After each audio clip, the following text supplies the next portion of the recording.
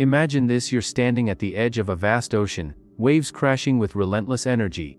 And you've been told the only way to cross it is by swimming as fast and as hard as you can, pushing your body to exhaustion. But what if there's a smarter way, a steady boat ride that gets you there without drowning in fatigue?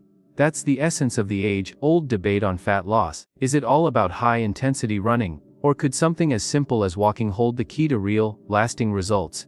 If you've ever felt overwhelmed by fitness advice that screams, "No pain, no gain," stick with me. We're about to dive into the science, bust some myths, and uncover a path that's not just effective but enjoyable and sustainable for everyday folks like you and me. By the end, you'll see why the real magic isn't in the sprint but in the steps you take consistently. Let's start with the basics, because understanding how your body works is like having a roadmap in a foreign city. It prevents you from getting lost in confusion. When we talk about burning fat, it's not just about sweating buckets or feeling your heart pound like a drum. Your body is a clever machine, always choosing the right fuel for the job. Picture it like a hybrid carb. It can run on gas, which is like carbs for quick energy, or electricity, fat for slower, steadier powered. During low-intensity activities, such as a leisurely walk, your body prefers to tap into fat stores because it has time to break them down efficiently. In fact, up to 80% of the energy might come from fat in that fat-burning zone you see marked on gym treadmills.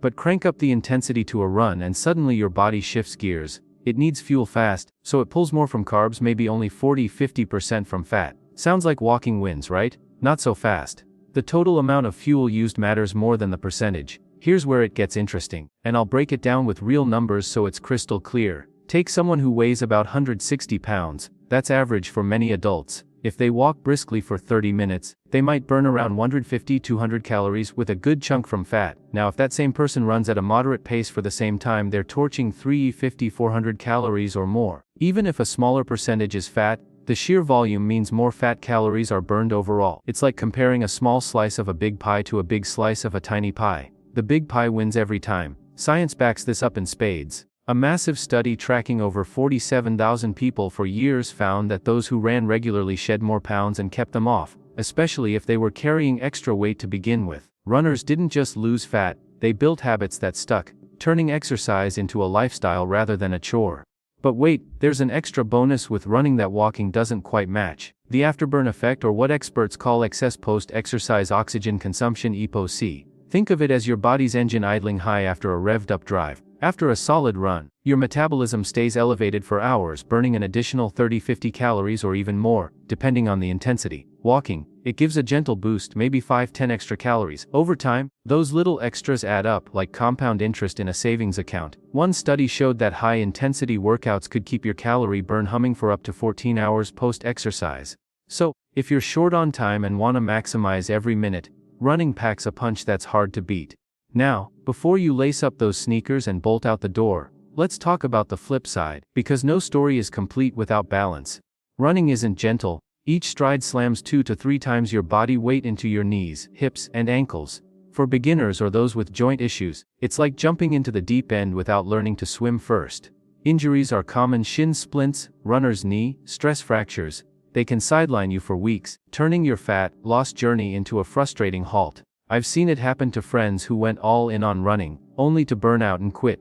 Walking, on the other hand, is like a kind old friend, low impact, forgiving, and accessible to almost everyone, from young parents pushing strollers to seniors staying active.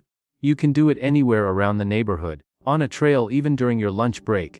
And the beauty is it builds consistency, which is the unsung hero of any health transformation. Fat loss isn't a sprint, it's a marathon, and showing up day after day trumps occasional heroics. To make walking even more powerful, don't just amble along like you're window shopping. Amp it up with purpose. Aim for a brisk pace. Think power walking, where you're moving with intention, arms swinging, heart rate up but conversation still possible. Add hills or an incline on a treadmill, and watch the magic happen. Research from exercise physiologists shows that walking uphill at a moderate 3 miles per hour can burn up to 70% more fat than running on flat ground. Why? The extra effort recruits more muscles without the pounding, turning your walk into a fat, melting machine. One experiment compared groups. Walkers on inclines lost more body fat over 12 weeks than flat ground runners, all while reporting less fatigue and fewer aches. It's proof that smart tweaks can level the playing field. If running calls to you, the wind in your hair, the rhythm of your feet hitting the pavement, Go for it, but start smart to avoid pitfalls. Programs like Couch to 5K are gold. They blend walking and running intervals, building you up gradually like constructing a sturdy bridge. Begin with short bursts, walk for 2 minutes, run for 1, and repeat. This way you condition your body without overwhelming it. And remember, moderation is your ally. A few 20-30 minute runs a week, at a pace where you can chat but not sing, outperform one grueling session that leaves you sore and demotivated. Studies on interval training show that mixing intensities, some steady runs, some with bursts, optimizes fat burn while protecting joints. Plus, running boosts endorphins, those feel-good chemicals that can make exercise addictive in the best way, helping you stick with it long term.